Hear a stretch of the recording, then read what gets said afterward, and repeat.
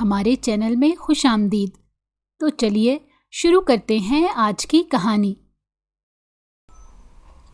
काजी के सामने नजरें झुकाए वो पत्थर बनी बैठी थी। सारी हवेली वालों की नजरें उसी पर थीं। चच्ची ने एक मुलाजिम के साथ उस पर बदकारी का इल्ज़ाम लगाया था, जिस वजह से वो बेगुनाह मुलाजिम भाग गया था और इसका निकाह घर के सबसे कम हैसियत मुलाजिम मेहराब से किया जा रहा था, जो गूंगा था। वो अपनी किस्मत पर मातम कुना मेहराब के साथ उसके घर आई और आंखें बंद किए लेट गई। वो अपने महबूब की मौत का मातम बनाना बंद करो। मेहराब के मुंह से सुनकर वो पत्थर हो गई। वो तो गूंगा था। ना गूंगा हूं ना तुम्हारे बाप का मुलाजिम। मैं तो मेहराब खानजादा हूं। बदला लेने आया था, पर बदले का सबसे अच्छा रास्ता उन्होंने खुद दे दिया। अचानक उसका मुंह दबोचते मेहराब पूरे मेंशन को आज रंगीन लाइटों और गुलाब के फूलों से सजाया जा रहा था। खास आमद जो मुतवक्को थी, तो बगैर आज बर्तन टूटे सारे काम वक्त पर हो रहे हैं। हर तरफ मुलाजमों के काम के करने का शोर था। हर कोई बड़ी बीबी के आगे अपने नंबर बढ़ाना चाहता था, ताकि उसे हवेली में ऊंचा ओहदा मिल सके, नजराने के तौर पर रकम से नवाजा जाए। सदफ को आज भी किचन में खड़ा किया गया था, क्योंकि मेंशन में जायका सिर्फ उसी के हाथ में था। सुबह से बगैर आराम और नींद की परवाह किए वो आज हर डिश घर के लाडले की पसंद की बन रही थी। और एक बात जो सबने नोट की थी, सदफ आज बड़े दिल से खाना तैयार कर रही थी। आखिर को उसका मोहसिन पाकिस्तान वापस जो लौट रहा था। चच्ची, आप मुझे बता दें, कोई और खाना तो नहीं बनाना? बिरयानी को दम लगाती वो मीठी सी मुस्कुराहट लिए बोली। बड़े सच्चे दिल से ये सारे एहतमाम कर रही थी कि शायद इतना करके वो अपनी चच्ची के दिल में नफरत को ख़त्म कर सके। अरे तुम्हारी चालाकियां खूब समझती हूँ। मेरा बेटा अभी बाहर से आया नहीं कि तुमने उसे मुट्ठी में काबू करने के सारे हरबे सोच रखे हैं। खबरदार जो उसके सामने तुमने कदम भी रखा। मालकन की चाल ढाल अपनाते हुए आता हुक्म सुना चुकी थी। चच्ची, मेरे दिल में ऐसा कुछ नहीं। वो सिर्फ उसका मोहसिन था और अपनी हैसियत इस घर में वो अच्छे से जानती थी। अपने चेहरे की मासूमियत दिखाकर तुम सिर्फ इस खानदान के लड़कों को बेवकूफ़ बना सकती हो। माँ बाप के चले जाने के बाद जिंदगी में छाँव वैसे ही नहीं रहती। अपने अंदर आंसुओं को दबाती सर झुकाकर अपने काम में मसरूफ़ हो गई। चच्ची ने पलटकर उसे नफरत भरी निगाहों से देखा। उस लड़की का वो जल्द अज जल्द बंदोबस्त करना चाहती थी, क्योंकि उनके बेटे का झुकाव इसकी तरफ कुछ ज़्यादा ही था। नौकरानी एक दूसरे के कान में खुसर फुसर करने लगी। छोटी बीबी, हमें तो आप पर तरस आता है। बड़ी मालकन कैसे आपको जूती की नोक पर रखती हैं। इस घर पर बड़े साहब का उतना ही हक था जितने छोटे मालिक का है। यहाँ की हर चीज़ की आप बराबर की शरीक हैं। आप अपने कानूनी हुकूक यहाँ से क्यों नहीं मांग लेती? माशाल्लाह से पढ़ी लिखी भी हैं। नौकरानी ने उसे बड़ा मुखलिसाना मशवरा दिया था, क्योंकि बड़ी मालकन के बदलने के आसार तो दूर दूर तक दिखाई नहीं दे रहे थे और उनका बेटा भी माँ से मुखालफत करके छोटी बीबी को घर में बसा नहीं सकता था। मेरे बाबा ने अपने भाई का बहुत ख्याल रखा है, उन्हें हमेशा इज्जत दी है, और अब उन्हें अदालत में कैसे घसीट सकती हूँ? नौकरानी कंधे उचकाकर चली गई। चच्ची ने सख्ती से मना किया था कि किसी और की मदद लेने की ज़रूरत नहीं है, और जायका बिल्कुल वैसा ही होना चाहिए जैसा उनके बेटे को पसंद है। चंद दिन उसके कज़न ने आकर वापस अपने मुल्क चले जाना था, क्योंकि चच्चा चच्ची उसे बाहर के मुल्क सेटल करने का सोच रहे थे। चच्चा के यहाँ दुश्मन बहुत हैं और हर वक्त ताक में बैठे रहते हैं कि कब उन्हें नुकसान पहुँचाया जाए। सारी सजावट वो खुद खड़े होकर करवा रही थी, और उनके तो आज मिजाज ही नहीं मिल रहे थे। आखिर 12 साल बाद उनके बेटे पाकिस्तान की सरजमीन पर उतर रहे थे। चच्चा तस्बीह लिए उन दोनों के लिए दुआएं खैर करने में मसरूफ़ थे कि बच्चे खैर खैरियत से घर पहुंच जाएं। सदफ आज अपना नया लॉन का सूट पहनकर तैयार हुई थी, खास उसके लिए कि वो आकर फिर से उसे डांटने लग जाए। اس گھر میں واحد ایک ایسا شخص تھا جو اس کا خیال رکھتا تھا۔ کچھ دیر بعد سب کا شور مچنے لگا کہ چھوٹے صاحب آ چکے ہیں، اور وعدے کے مطابق وہ اپنے کمرے میں جا کر بند ہو چکی تھی، کیونکہ اگر چچی اسے باہر گھومتا پھرتا دیکھ لیتی تو شاید 2 دن کا کھانا پینا بند کر دیتی۔ اب اسے صرف اپنے محسن کی ایک نظر دیکھنے کو 2 دن بھوکی تو نہیں رہ سکتی تھی۔ اسے یہاں والدین کے بغیر رہ کر بھوک کی اہمیت کا اچھے سے اندازہ ہو گیا تھا۔ سارا دن کام کرنے کے بعد اب اس کی بھوک بھی جاگ اٹھی، لیکن مہمانوں سے پہلے وہ اپنا کھانا کھول کر کمرے میں نہیں لے جا سکتی تھی۔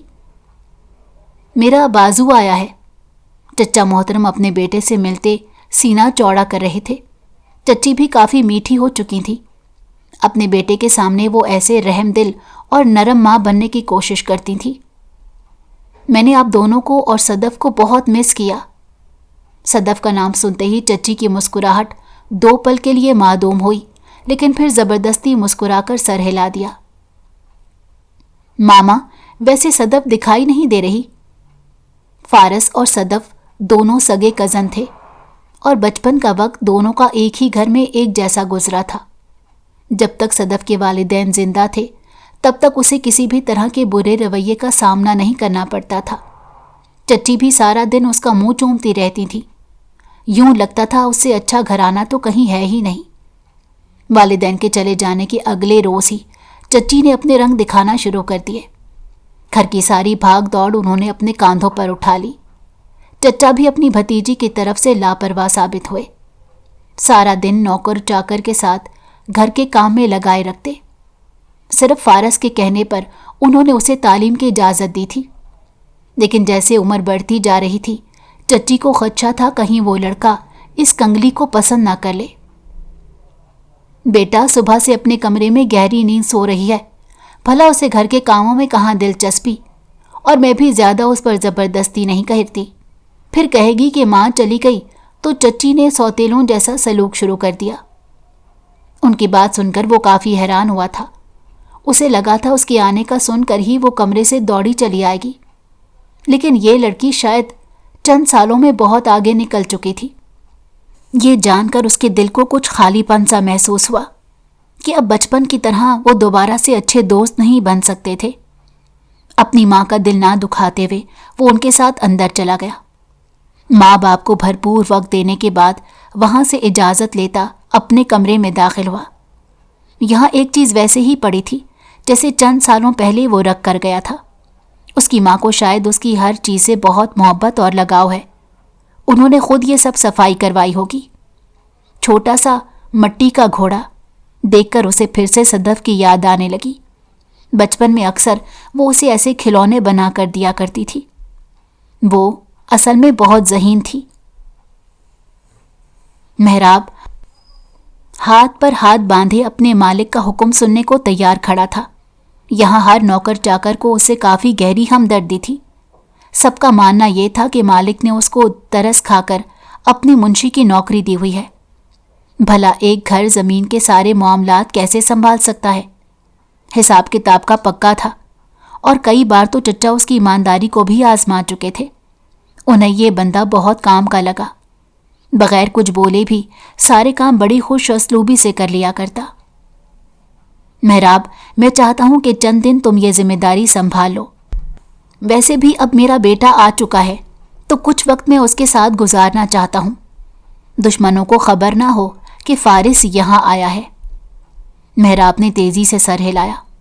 فارس کو یہاں آئے 1 دن گزر چکا تھا، اور اس 1 دن کے دوران صدف کا اس سے ایک بار بھی سامنا نہ ہوا۔ وہ بڑے غور سے اس گونگے کو انگلیاں چلاتے دیکھ رہی تھی۔ اللہ نے اسے کتنی فرصت سے بنایا ہوگا۔ وہ مرد مکمل خوبصورتی کا حامل تھا۔ اللہ شاید ہر کسی کی زندگی کو مکمل نہیں کرتا، ورنہ ایک خلا باقی نہ رہے۔ اس زندگی جینے کا مقصد شاید فوت ہو جائے اور انسان اپنے رب کو یاد ہی نہ کرے۔ آپ فکر مت کریں، میں سب سنبھال لوں گا۔ انگلی کے اشارے سے وہ اپنی بات سمجھانے لگا۔ اس کی بات کو تو چچا کافی اچھے سے سمجھ جاتے تھے۔ کچھ روز قبل شہر میں ٹھٹھراتی سردی کے دوران وہ انہیں سڑک پر کھڑا ملا تھا، اور وہیں سے وہ اسے اٹھا کر اپنے گھر لے آئے۔ یہاں حویلی کے پچھلی طرف ایک کمرہ انہیں دے دیا گیا۔ اتنا خوبصورت اور نیلی آنکھوں والا لڑکا گونگا بھی ہو سکتا ہے، کسی کو یقین نہیں آیا۔ کاش اللہ نے اس کو زبان دے دی ہوتی تو چھوٹی بی بی میں اسی سے ہی شادی کرتی۔ نوکرانی نے اپنے جذبات کا اظہار چھوٹی بی بی سے کیا تو وہ دھیمے سے مسکرا دی۔ ہر انسان کی زندگی میں کچھ بھی مکمل نہیں ہوتا صغرا، تمہیں اس کی خوبصورتی اور اس کی سچائی کیا اس کی آنکھوں سے دکھائی نہیں دے رہی؟ مجھے یہ ہمیشہ سے خاص اور الگ انسان لگا ہے۔ اس نے کبھی اپنی کمیوں کو زندگی پر حاوی نہیں ہونے دیا۔ صغرا اس کی بات سن کر کافی فکر مند ہو گئی تھی۔ کیا واقعی اس انسان کی کوئی فیملی نہیں بنے گی؟ میڈم جی، آپ کی کتابی باتیں مجھے سمجھ آنے والی نہیں، میں تو سیدھی دنیا کی سیدھی انسان ہوں۔ اس کی بات پر وہ دھیمے سے سر ہلا کر دوبارہ اپنے کام کرنے لگی۔ پہلے دن جب وہ یہاں آیا تھا تو اس کی سب سے پہلے ملاقات صدف سے ہی ہوئی تھی۔ چچا جان نے بتایا کہ یہ ان کے پیارے بھائی کی بیٹی ہے۔ ان کے چلے جانے کے بعد اس کا خیال انہوں نے بیٹیوں کی طرح ہی رکھا ہے۔ صدف ہی روز اس کے کمرے تک کھانا پہنچاتی تھی، کیونکہ خود سے زیادہ اسے اس گونگے انسان کا خیال ہوتا۔ وہ شاید کتنے لوگوں کے دل میں باتیں سنتا ہوگا۔ اس طرح کے لوگ اسے ہمدردی کی نگاہ سے دیکھتے تھے۔ سنو، چچا کی بات سن کر وہ باہر جانے لگا تو وہ تیزی سے دوڑتی چلی آئی۔ محراب پلٹا ضرور، لیکن اس نے نگاہ ڈالنے کی کوشش نہ کی۔ دوپہر سے شام ہونے کو آئی ہے، تم نے کھانا بھی نہیں کھایا۔ میں تمہارے لیے گرم کھانا کروا رہی ہوں، اپنے کوارٹر پہنچ جانا۔ محراب نے تیکھی نگاہوں سے اس کی جانب دیکھا، لیکن بولا کچھ نہیں۔ اس کی آنکھوں میں ایک عجیب سا غصہ ہر وقت رہتا تھا۔ صدف کو یوں لگا جیسے اسے اس کا ہمدردی کرنا پسند نہ آیا ہو، لیکن پھر بھی وہ کھانا اس کے کوارٹر تک پہنچا چکی تھی۔ رکو صدف۔ فارس اس کی ساری کارروائی دیکھ کر کافی غصے سے آگ بگولا ہو گیا۔ اس لڑکی کا انتظار وہ کل سے کر رہا تھا، لیکن صدف میڈم کو تو نہ جانے کس بات کا غرور تھا کہ ایک بار بھی سلام کرنے کو نہیں آئی۔ فارس، تم؟ اس کی آواز سن کر وہ اچھی خاصی خوفزدہ ہو چکی تھی، کیونکہ اگر چچی ان دونوں کو ایک ساتھ دیکھ لیتی تو بعد میں صدف کو کڑی سے کڑی سزا ملنی تھی۔ ہاں میں، اور تمہارے پاس گھر کے نوکروں سے بات کرنے کا وقت ہے، ان کا خیال رکھنے کا وقت ہے، لیکن میرے لیے 2 گھڑی نہیں نکال سکتی تم؟ بچپن سے کتنا بدل چکی ہو۔ اماں نے تمہیں کل سے کتنی مرتبہ پیغام بھیجا، لیکن ایک بار بھی تم مجھ سے ملنے کو میرے کمرے میں نہیں آئی۔ اس کی بات پر ہونٹ چباتے ہوئے وہ کچھ بھی نہ بول سکی، کیونکہ جانتی تھی کہ یہاں صفائی دینا بیکار ہے۔ وہ اپنی ماں کے خلاف ایک لفظ پر بھی یقین نہیں کرے گا۔ دراصل پڑھائی میں دماغ اتنا لگ گیا کہ باہر نکلنے کا وقت ہی نہیں ملا۔ ابھی کچھ دیر پہلے کھانا کھانے کو نکلی تھی تو سوچا تم سے بھی مل لوں گی۔ فارس نے افسوس سے اس کو ایک نظر دیکھا، جو بچپن سے بہت بدل چکی تھی۔ خوبصورتی تو اب پہلے سے بھی زیادہ اس کے چہرے پر دکھائی دیتی تھی۔ حسن میں اللہ نے بہت فرصت سے اس لڑکی کو بنایا تھا۔ 2 پل کے لیے وہ اپنے دل کو بے ایمان ہوتا محسوس کر رہا تھا۔ اچھا چھوڑو، یہ بتاؤ کہ تمہاری پڑھائی کیسی جا رہی ہے؟ کسی قسم کا کوئی مسئلہ تو نہیں؟ نہیں، سب ٹھیک ہے۔ وہ بہت نارمل انداز میں بات کر رہی تھی، یوں جیسے کہ جلد از جلد وہ یہاں سے بھاگ جانا چاہتی ہو۔ اس کی دلچسپی اس کی باتوں سے زیادہ اپنے کمرے کے دروازے پر لگی ہوئی تھی۔ فارس بہت غور سے اس کی ہر حرکت کو دیکھ رہا تھا۔ مجھے تمہارے ہاتھ کا کھانا بھی کھانا ہے۔ بچپن میں تو بڑا کہا کرتی تھی کہ جب کھانا بنانا سیکھ لوں گی تو سب سے پہلے میرے لیے کھانا بناؤ گی۔ ہماری وہ دوستی کو میں بہت زیادہ مس کر رہا ہوں۔ اب تم نے کھانا بنانا سیکھ ہی لیا ہوگا۔ ویسے اماں بہت اچھا کھانا بناتی ہیں، تم ان سے ضرور کھانا بنانا سیکھ لینا۔ ماں بیٹے کی محبت میں وہ بری طرح پس رہی تھی۔ اس کی چچی بہت شاطر خاتون تھی، انہوں نے اپنے بیٹے کو قابو میں کر رکھا تھا۔ اب اگر وہ ایک لفظ بھی سچائی کہتی تو یہاں ان کا بیٹا مخالفت میں بھی کبھی بھی بات نہ کرتا۔ میرے پاس اتنا وقت نہیں ہوتا کہ کچن میں کھڑی ہو کر کھانا بنا سکوں۔ अभी मुझे सिर्फ अपनी पढ़ाई पर फोकस करना है। अगर तुमने बातें कर ली हों तो क्या मैं अपने कमरे में वापस जा सकती हूँ? फारिस ने हैरत से अपना मुंह खोला। उसे लगा था इतनी बेमुरव्वत लड़की ये कैसे हो सकती है। अपनी माँ की बातों पर 1% यकीन नहीं करता था, लेकिन वो वाकई अब बदल चुकी थी। उसकी अम्मा ठीक कहती थी कि सदफ पहले जैसी मासूम और सीधी सादी लड़की नहीं रही। उसके रवैये में बहुत तब्दीली आ चुकी है। नहीं, पहले तुम मेरे कमरे में चलो, उसके बाद तुम बेशक जितना मर्जी पढ़ लेना। अम्मा को कल से कई मर्तबा बता चुका हूं कि तुम्हें मेरे कमरे में भेज दें, तुम्हें तुम्हारे गिफ्ट्स देने हैं। गिफ्ट्स का सुनकर ही वो थोड़ी सी झिझक रही थी। अगर उसने ये तोहफे कबूल कर लिए तो शायद चच्ची को बुरा लगे। मैं ये तोहफे कबूल नहीं कर सकती, शायद चच्ची को अच्छा ना लगे। तुम अब गलत बात कर रही हो। अम्मा को क्यों बुरा लगेगा?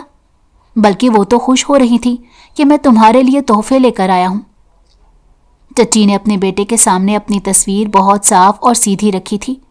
उनके बेटे को लगता था कि उसकी माँ बहुत सीधी सादी और सच्ची खातून है। क्वार्टर के गेट पर खड़ा मेहराब उनकी सारी कार्रवाई देखकर अंदर की जानिब चला गया। भला इन लोगों से उसका क्या लेना देना था? सदफ भी मुलाजमीन के सामने मजीद अपना तमाशा नहीं बनाना चाहती थी, इसीलिए वो उसके पीछे चल दी।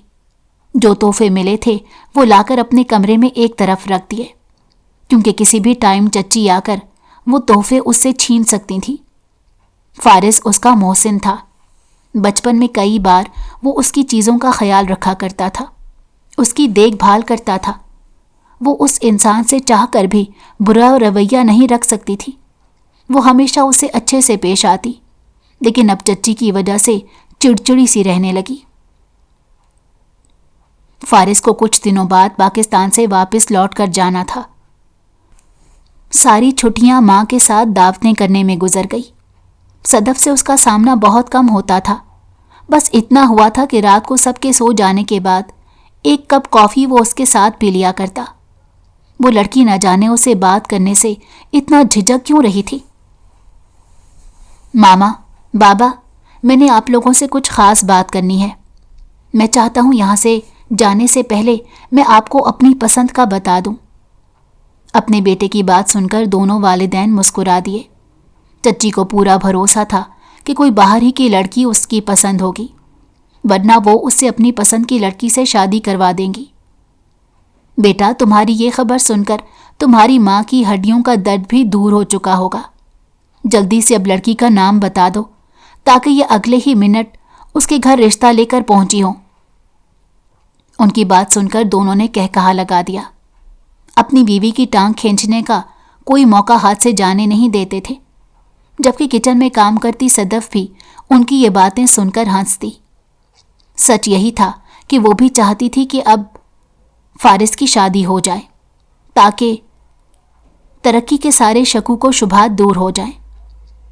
मामा, आपको रिश्ता लेकर जाने की कहीं भी ज़रूरत नहीं, बल्कि जिस लड़की का मैं आपको बता रहा हूँ उसकी परवरिश भी आपने अपने हाथों से की है। और आपको ये जानकर ज़्यादा खुशी होगी कि वो लड़की कोई और नहीं, सदफ है। तुझे सदफ से कब से मोहब्बत हुई? ये तो मुझे खुद भी मालूम नहीं, लेकिन मैं इस रिश्ते को मज़ीद मजबूत बनाना चाहता हूँ। ये बात सुनकर चचा का तो नहीं, लेकिन चच्ची का रंग ज़रूर उड़ा। अचानक से अगर वो इनकार कर देती तो शायद उनके बेटे को बुरा लग जाता। बेटा, लेकिन सदफ भी ऐसा चाहती है या नहीं, ये सोचकर ही मैं फैसला करूंगी, वरना अगर सदफ ने इनकार कर दिया तो तुम मेरी पसंद की लड़की से शादी करोगे। सदफ समझ चुकी थी कि अब उसकी जिंदगी में क्या कहर आने वाला है। अम्मा, ये मोहब्बत काफ़ी होगी कि मैं उसे पसंद करता हूँ। किसी तरह भी अब उसे शादी के लिए रजामंद ज़रूर कीजिएगा। उसके बगैर शायद फिर मैं किसी से शादी के लिए मानूं। क्या बच्चों जैसी जिद कर रहे हो? जब मैंने तुम्हें कह दिया मैं तुम्हारी शादी अपनी पसंद की लड़की से करूंगी, अगर सदफ ने इनकार करना हुआ, उसे ज़बरदस्ती तो नहीं कर सकती। एकदम गुस्से से वो खड़ी हो चुकी थी। चचा ने एक नज़र उन्हें देखा। वो उनकी तबीयत से अच्छे से वाकिफ़ थे اور یہ بھی جانتے تھے کہ وہ کسی صورت یہ رشتہ نہیں ہونے دیں گی۔ اپنی بیوی کی چالاکیوں سے کیسے ناواقف ہو سکتے تھے؟ ساری زندگی انہوں نے اس عورت کے ساتھ گزاری تھی۔ بیگم، آپ بچے پر ایسے سختی نہیں کر سکتی۔ وہ بڑا ہے، اپنی زندگی کے فیصلے خود لے سکتا ہے۔ ہم اس کے بارے میں ضرور صدف سے بات کریں گے۔ فارس تو اپنے کمرے میں جا چکا تھا، لیکن چچی نے صدف کے اوپر ظلم و ستم کا پہاڑ توڑ دیا۔ چچا نے بڑی سختی سے کہہ دیا کہ اب اگر فارس اس رشتے پر رضامند ہے تو شادی یہیں ہوگی۔ اپنی بھتیجی کو اتنا جانتے تھے کہ اس لڑکی کی زندگی میں بھلا کسی لڑکے کا اگر عمل دخل ہوا بھی تو شادی کے بعد خود بخود ختم ہو جائے گا۔ انہوں نے اپنا فیصلہ سنا دیا تھا۔ فارس آج کل بہت خوش رہنے لگا تھا، جبکہ چچی نے اپنی چالیں چلنا شروع کر دی تھیں۔ وہ کسی صورت اسے بہو بنانے کو تیار نہیں تھی۔ پہلی مرتبہ ان کا شوہر اور بیٹا ان کے فیصلے کے خلاف جا رہے تھے۔ تم نے میرے بیٹے کو بہت آسانی سے بے وقوف بنا دیا، لیکن اگلے ہفتے منگنی کے دن تم اپنے انجام بھگتنے کے لیے تیار ہو جاؤ۔ صرف اس کی زندگی سے ہی نہیں بلکہ اس گھر سے بھی دور پھینک دوں گی۔ تم نے میرے صبر کا بہت امتحان لے لیا۔ تم چاہتی ہو کہ تم اس گھر پر حکمرانی کرو؟ چچی، میں نے ایسا کچھ نہیں سوچا۔ آپ چاہیں تو فارس سے پوچھ سکتی ہیں، میں نے اسے کبھی ایسا کچھ نہیں کہا۔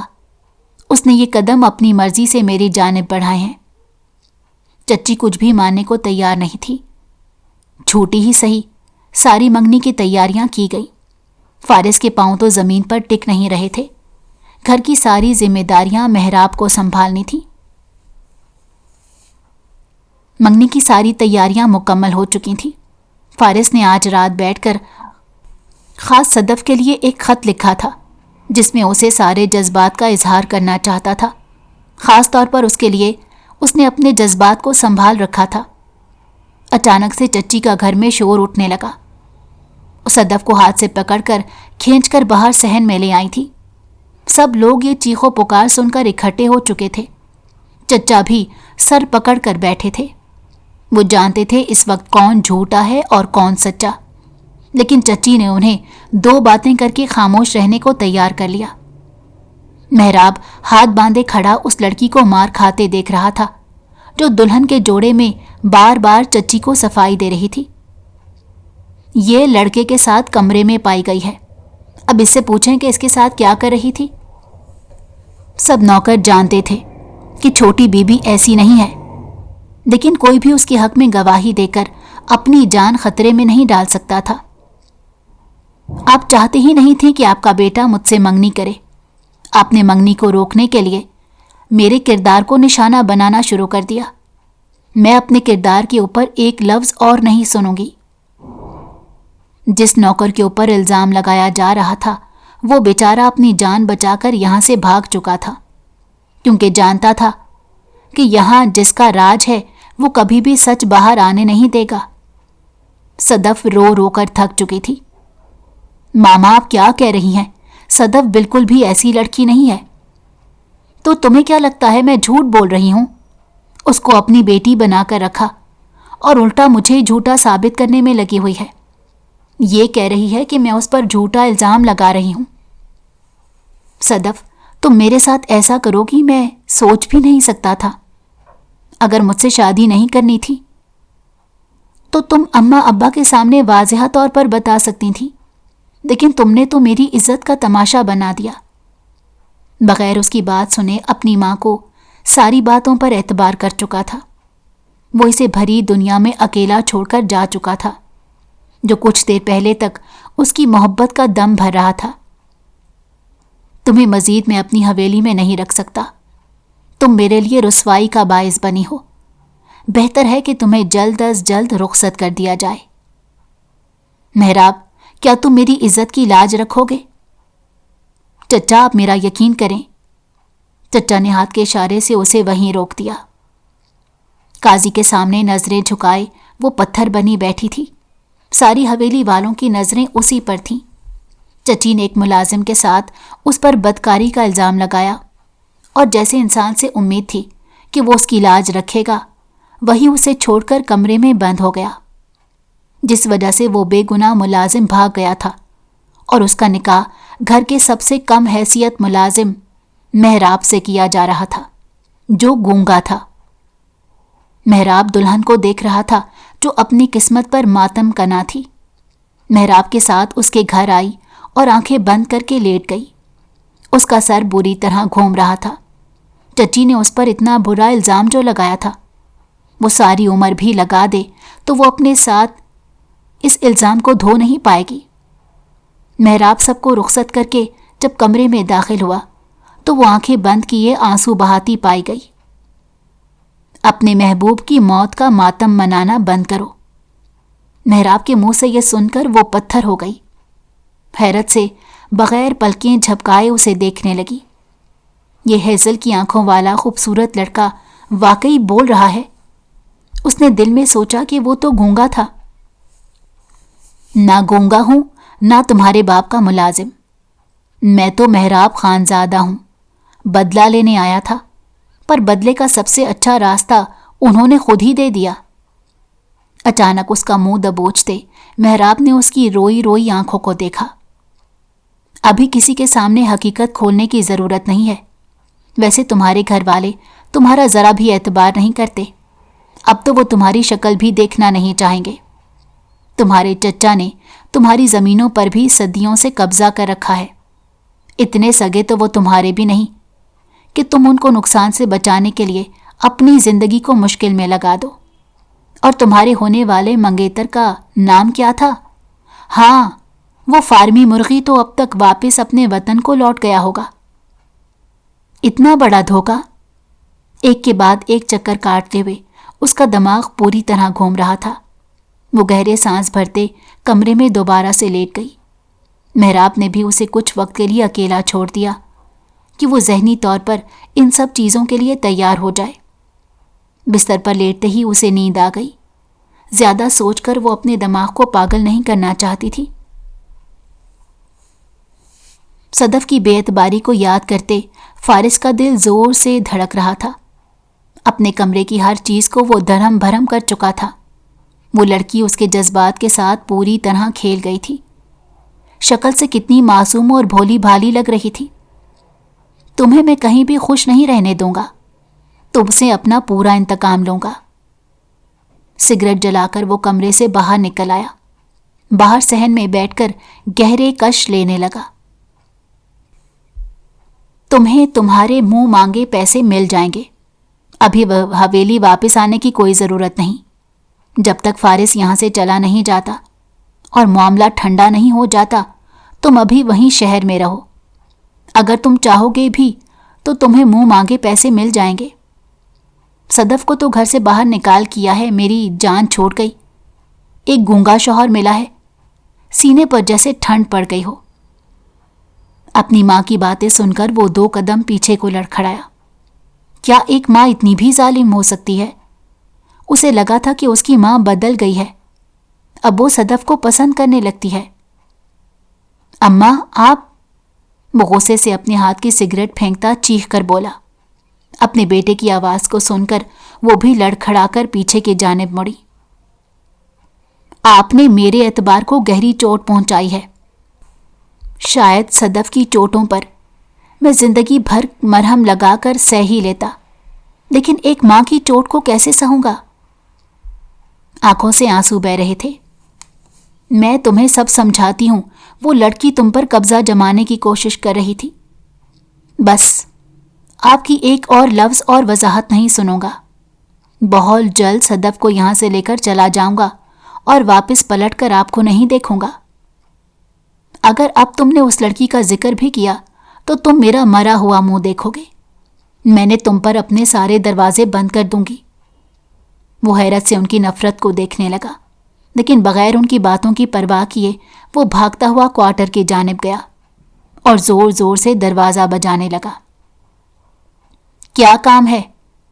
محرام آب سی ٹی شرٹ اور ٹراؤزر میں کئی زیادہ خوبصورت اور خوبرو نوجوان تھا۔ اشارے سے وہ اس آفت کی پڑیا سے پوچھنے لگا کہ آخر کو رات کے اس پہر کیا کرنے آیا ہے۔ دیکھو، مجھے ایک بار اس سے مل لینے دو۔ میں صدف سے ایک بار مل کر اسے معافی مانگ لینا چاہتا ہوں۔ یہ شادی تم لوگوں کی زبردستی سے ہوئی تھی. میں تمہیں بہت جلد اس رشتے سے آزاد کرا دوں گا. ایک بار ملنے دو. محراب اس کی باتوں کا جواب دیے بغیر منہ پر دروازہ بند کر چکا تھا، لیکن ابھی فارس نے دروازہ بجانا نہیں چھوڑا. اس شور شرابے سے صدف اٹھ کر باہر کو آئی. تمہارا عاشق آیا ہے، اسے واپس دفع کرو.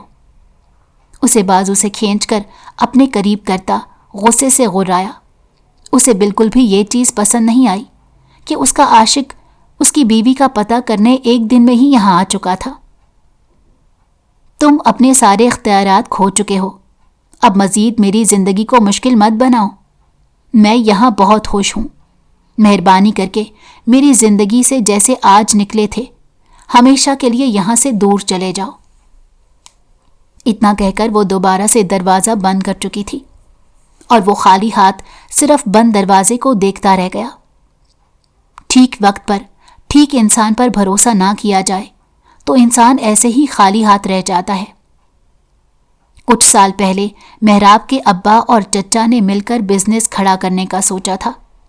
شہر جا کر وہ نئے نئے آباد ہوئے تھے. گاؤں کی زمینوں کا کچھ حصہ بیچ کر انہوں نے نئے بزنس کی بنیاد رکھنے کا سوچا تھا، جس میں ان کا بڑا بھائی بھی حصے دار تھا. لیکن بزنس کے 1 مہینے بعد ہی ان کے بھائی کا انتقال ہو گیا اور چچا نے اپنی آنکھیں پھیر لیں. محراب کے ابا نے اپنا سارا پیسہ اور محنت اس بزنس پر لگا دیا اور وہ اس صدمے کو برداشت نہ کر سکے جب چچا نے سارا بزنس ان کے ہاتھ سے لے کر انہیں خالی ہاتھ چھوڑ دیا. وہ اس دنیا سے چل بسے تھے. محراب نے سوچ لیا تھا کہ وہ ان سے ساری جائیداد واپس ضرور لے گا، اپنے باپ کا حق واپس لے کر چھوڑے گا. جس سے بزنس سیکھا تھا اسی کو انہوں نے نیچا گرا دیا تھا. کیا تم یہیں رہنا چاہتی ہو؟ اس نے تیزی سے نفی میں سر ہلایا. اپنا سامان باندھ لو اور یہاں سے جانے کی تیاری کرو. مزید اس کوارٹر میں ایک پل نہیں رکنا چاہتا. اتنا ہی کافی تھا کہ شوہر اپنی بیوی کی ذمہ داری کو سمجھتے اسے اپنے ساتھ لے جانے کا کہہ رہا تھا.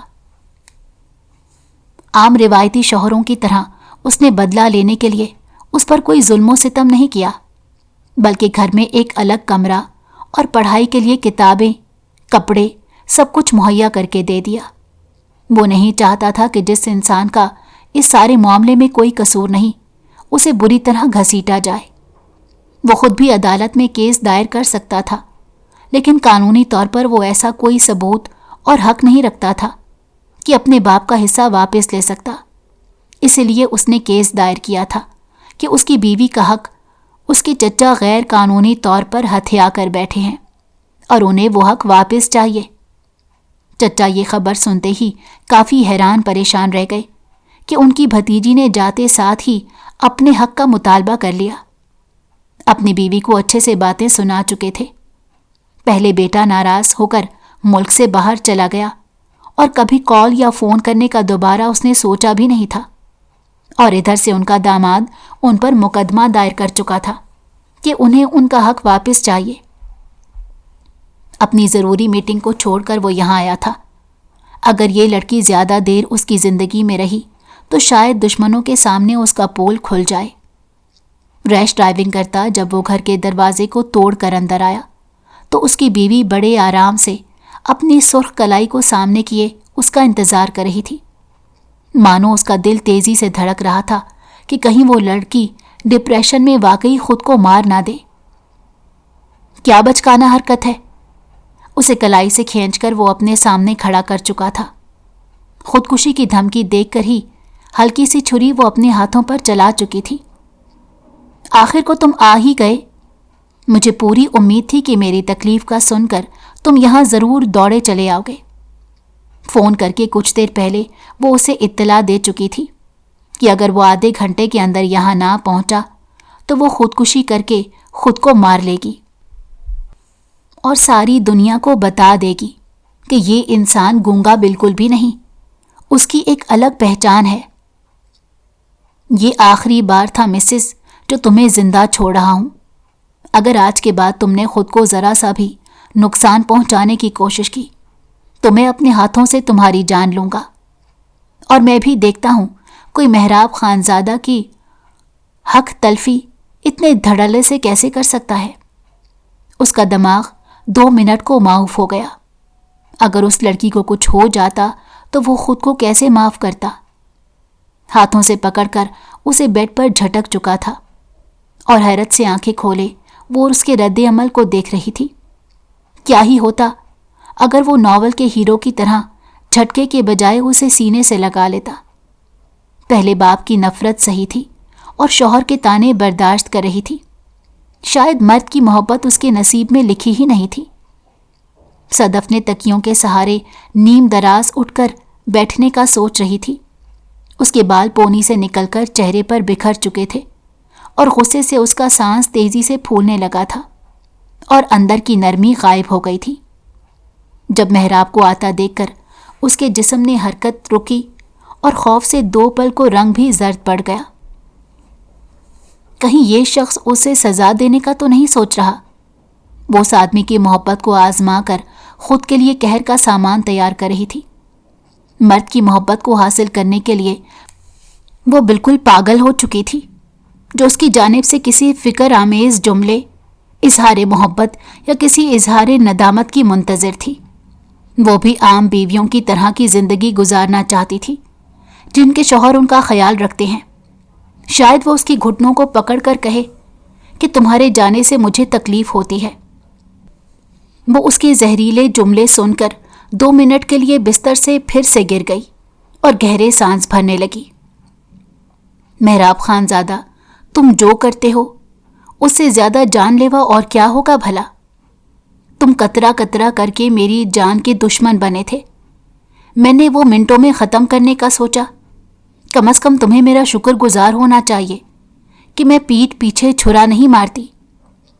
دھیمے لہجے میں بولتی اس نے ایک پل کو اس کی بولتی بند کی تھی۔ آخر کو تم نے ثابت کر ہی دیا کہ تم اس خاندان کا خون ہو۔ تمہاری زبان کے زہریلے جملوں نے حساب بے باک کرنے میں کبھی تاخیر سے کام نہیں لیا۔ غصے میں وہ اسے مزید تکلیف دے رہا تھا۔ کیا صرف اتنی سی تذلیل سے اس کی کئی راتوں کے حساب چکتا ہو جائیں گے؟ دل نے گواہی دی کہ ہرگز ایسا نہیں۔ اس سب کے ذمہ دار بھی ہمیشہ سے تم ہی رہے ہو، اور تم نے سوچ بھی کیسے لیا کہ اس گھر کا حصہ ہوتے ہوئے تمہارا حساب اتنی جلدی بھول جاؤں گی؟ تم جانتے ہو کہ کس دھوکے دہی سے تم نے یہ نکاح کیا تھا۔ محراب خانزادہ کی آنکھوں میں دیکھنے سے گریز کیا، ورنہ یہی ساری جنگ ہار جاتی۔ جبکہ حقیقت یہی ہے کہ اس معاملے میں غلطی ان دونوں کی برابر تھی۔ اس کے گھر والے کاش اس کی باتوں کا اعتبار کر لیتے تو وہ کبھی اس انسان کا نصیب نہ ہوتی۔ تم کب تک اپنے کیے کا الزام کسی اور کے سر تھوپتی رہو گی؟ اس نے شاید اسے اس کے ماضی کا حوالہ دینا چاہا۔ تم سے زیادہ گرا ہوا اور نیچ انسان میں نے اپنی زندگی میں نہیں دیکھا، اور نہ ہی شاید کبھی دیکھوں گی۔ آخر کو تم بھی میرے اس ماضی کو سچ سمجھتے ہو؟ وہ کتنے دن سے غلط فہمی میں جی رہی تھی کہ شاید اس کی موت کی خبر سے وہ تڑپ اٹھے گا اور اس کی فکر کرے گا۔ اس کی لفظی گورا باری سے اس کی انا بھی جاگی تھی۔ آنکھوں سے آنسو بہنے کو بےتاب تھے اور دونوں ایک دوسرے کو تکلیف دینے کا کوئی موقع نہیں چھوڑ رہے تھے۔ اگر اتنی ہی بے اعتباری ہے تو اب تک نکاح میں کیوں رکھا ہے؟ اس کی بات پر مقابل نے زور سے کہا لگایا، تمہارا یہ شوق بھی پورا کر دوں گا۔ ویسے اس کے بعد کون سے دارالامان میں پناہ لوگی؟ اس کے فکرے نے صدف کو اندر تک جھنجھوڑ کے رکھ دیا۔ کیا واقعی وہ اسے چھوڑنے کا ارادہ کر چکا ہے؟ طلاق کا دھبا بھی اس کے ماتھے پر سجا دیا جائے گا۔ بد کردار تو وہ پہلے سے تھی، شاید مر بھی جائے تو کسی کو اپنی بے گناہی ثابت نہیں کر پائے گی۔ تم نے کون سا میری زندگی پھولوں کی سیج بنا کر رکھی ہے؟ جہاں بھی جاؤں گی یہاں سے بہتر جگہ ہی ہوگی۔ کسی جھونپڑی میں پناہ لے لوں گی، لیکن کبھی پلٹ کر کسی بھی رشتے سے مدد نہیں مانگوں گی۔ اس نے بھی ساری خود ترسی بھلا کر تاک کر نشانہ باندھا۔ یہ آدمی جب سے اس کی زندگی میں آیا تھا، ہر نیا حربہ آزما کر اسے ذہنی اذیت سے دوچار کرتا تھا۔ وہ چلتا ہوا بستر سے چند قدموں کی دوری پر کھڑا، وہ خود پر لاکھوں پہرے بٹھائے ہوئے تھا۔ پلٹ کر میرے پاس پھر سے آنا ہوگا، وہ آنکھ دبا کر اشارتاً بولا۔ یہ لڑکی اس کے دل کے قریب تھی، جس کو پچھلے چند منٹوں میں وہ تسلیم کر چکا تھا۔ دنیا کی نظر میں تم کتنے معصوم ہو اور گونگے بننے کا کیا ہی ناٹک کرتے ہو۔ میں بھی تم پر ترس کھا کر دعا کیا کرتی تھی کہ اللہ گونگے کو زبان دے دے۔ اس کے چہرے پر اس قدر معصومانہ حیرت تھی کہ اس کی بات پر مقابل اپنا کہا ضبط نہ کر سکا۔ تمہاری دعاؤں کا ہی صلہ ہے، وہ مزید تنگ آ کر بولا تھا، اور حسب معمول وہ چڑ گئی۔ نہیں جی، تم جیسے میسنے کو میری کوئی دعا نہیں لگی ہوگی، اور اتنے جھوٹے انسان کو کیا ہی دعا لگنی تھی۔ فراٹے بھرتی زبان کو سن کر پہلے سے وہ غشی ہی کھا رہی تھی۔ ہمیں تو نہ دعا لگی نہ دوا لگی۔ بستر پر اس کے قریب بیٹھ چکا تھا اور اس کے بیٹھنے پر وہ کھسک کر تھوڑا دور ہوئی۔ سچ بتاؤ، تم مجھے سنانے کو یوں خود کو تکلیف دے رہی تھی نا؟ اس کے ہاتھ پر سرخ نشان دیکھتے ہوئے پھر سے شکوہ کرنا ہوا۔ بول تو ایسے رہا تھا جیسے اس کے دل کی بڑی پرواہ کی ہو، جو چند سیکنڈ پہلے اسے طلاق دینے کی دھمکی دے رہا تھا۔ اسے بھلا ایسے رویے سے کیا ہی تکلیف ہوگی؟ الٹا تکلیف تو اس کی بازو میں جاگ اٹھی تھی۔ سوچا یہی تھا، لیکن تمہارا ری ایکشن دیکھ کر اچھی خاصی ڈوز مل چکی ہے، اور اب تو دارالامان کی دھمکی بھی مل گئی ہے۔ اپنے لیے نیا ٹھکانہ ڈھونڈنا ہی پڑے گا۔ تم اگلے کا دل ہی نوچ کر پھینک دیتی ہو۔ وہ دھیما سا مسکرا کر کب سوچا تھا کہ بیوی کے ایسے نخرے اٹھانے پڑ جائیں گے۔ بہت سنبھال کر رکھا ہوا ہے میں نے تمہارا دل، اور تمہیں ایسی حرکتیں کرنے کی ضرورت نہیں۔ وہ اٹھ کر کچن میں غائب ہو چکا تھا۔ فریج سے دودھ کی دیگچی کو نکال کر چولہے پر رکھنے لگا۔ جانتا تھا کہ اس کی بیوی کو گرما گرم دودھ پسند ہے۔ طبیعت خراب میں بھی ایک شوہر کا فرض بنتا ہے کہ وہ اپنی بیوی کا خیال رکھے، اور یہ احساس محرومی کا شکار لڑکی اس کے نصیب میں لکھتی گئی تھی۔ وہ جانتا تھا جن رشتوں کے پیچھے لگ کر وہ اسے تکلیف دے رہا تھا، وہ رشتے اس کے بھی سگے نہیں تھے۔ ان لوگوں کو ذرا پرواہ نہیں تھی کہ اس لڑکی کے ساتھ کیسا سلوک کیا جاتا ہے۔ کیس دائر کرنے کے بعد اس نے صدف کو ساری حقیقت کھل کر بتا دی، اور وہ چاہتا تھا کہ اس کی بیوی اس کا ساتھ دے، اس مقدمے کو لڑنے میں وہ پیش رہے۔ صدف حق اور سچ کی جنگ کو سمجھتے ہوئے اس کا حق واپس دلانے میں اپنے چچا سے حصہ واپس لینے کو تیار ہو گئی۔ پہلی پیشے پہ ہی محراب کی حیثیت اور شخصیت کے بارے میں چچا کو اچھے سے معلوم ہو چکا تھا۔ وہ جو شروع سے دولت کو پوجا کی طرح پوجتے تھے، انہیں یوں لگا جیسے کسی نے بھاری لات مار دی ہو۔ اتنے سالوں بعد ان کے دوست کا بیٹا حق لینے کو واپس جو لوٹ آیا تھا، اور قانونی طور پر ان کا کیس زیادہ مضبوط تھا۔ چچا نے سمجھ رکھا تھا کہ شاید غریب گھر کا کوئی عام وکیل ہوگا جس کو کچھ پیسے دے کر وہ خرید لیں گے۔